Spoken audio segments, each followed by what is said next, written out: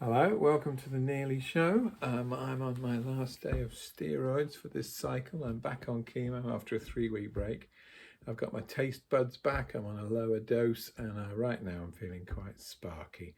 And I'm aware that it's a pretty miserable time in the whole pandemic situation, so I don't want to get depressed today or depressing, but just to say hello to everybody, or me, or whoever it is I'm talking to, or you.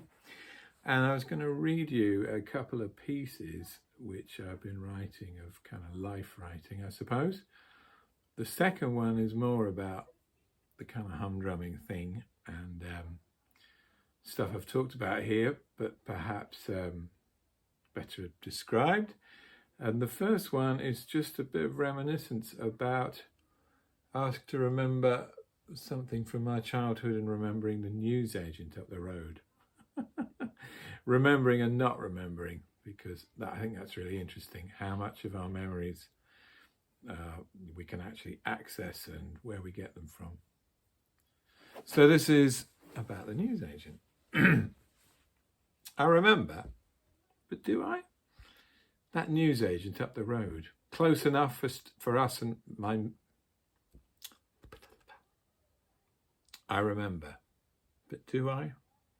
That newsagent up the road, close enough for my sister and I to walk to unaccompanied, with our sixpences of pocket money to buy the penny chews and milky bars of financial freedom. It was only 2 streets we had to cross to get there.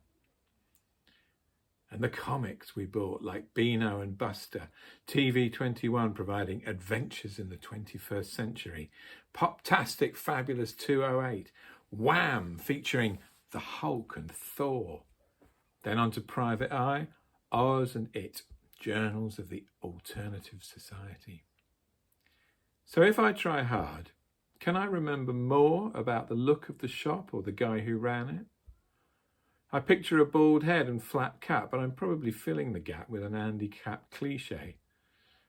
This really was the first shop I bought something from in decimal coinage. It was painted dark green. It smelled of smoke, but everything did then. Pubs, restaurants, cars, parents, tube trains included. Was the counter on the left hand or the right? I think it was on the right, but I've really got no idea. Who cares? I didn't then.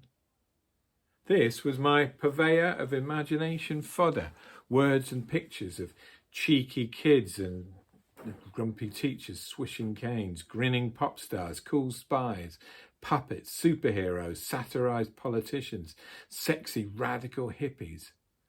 I handed over my threepenny bits, then half crowns, 50p's and new pences, and hurried back to my basement room to read and dream, chewing on rectangles of lurid pink Man from Uncle bubble gum, then Caramacs and bar 6s, and not long after that, puffing on secret number 6s.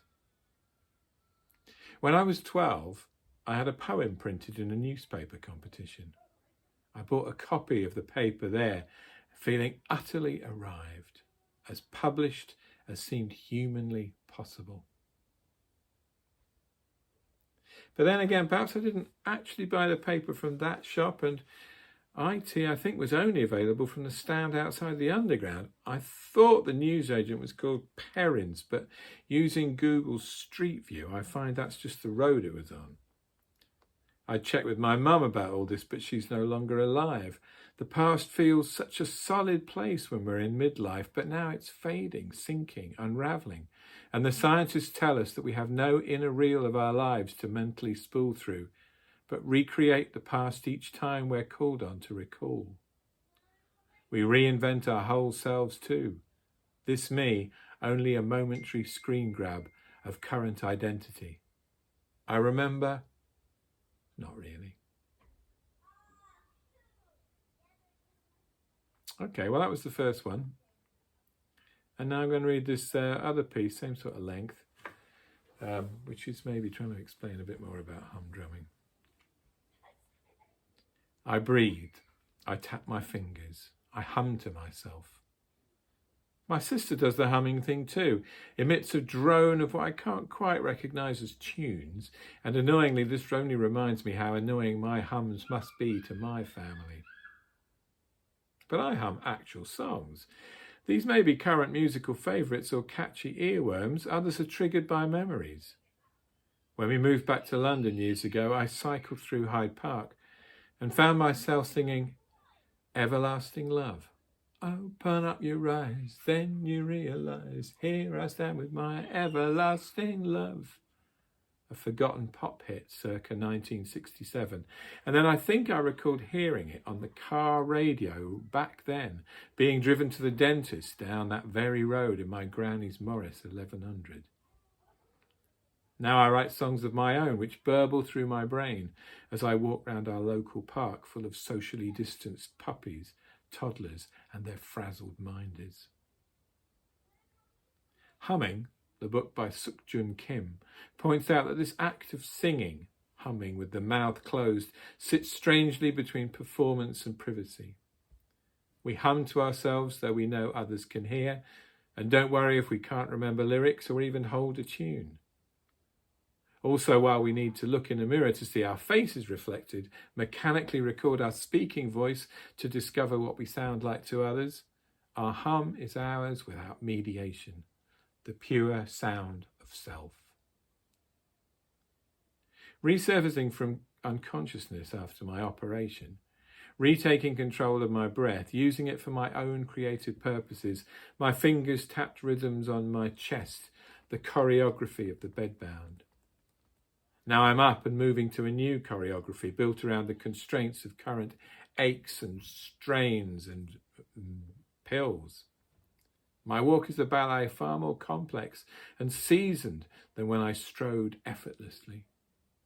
Soon I may burst into song and dance as naturally as Rogers and Astaire, waltzing weirdly away towards wellness. For now, I wake up from dreams of people mingling and touching. For several minutes, I can't lift my head, just settle gradually into consciousness before finally arising to make tea for two and carry out the morning rituals of pills and ablutions. Back in bed, I pick a tarot card from the pack given me by our daughter. It came with a radical guide to the tarot with no mention of divination and much about coming out and tackling white male oppression. Today I pick the Page of Wands, Curiosity in Motion. A good start to any day. Next I climb out of bed, groan and dress. I take breath. I hum. I drum on things.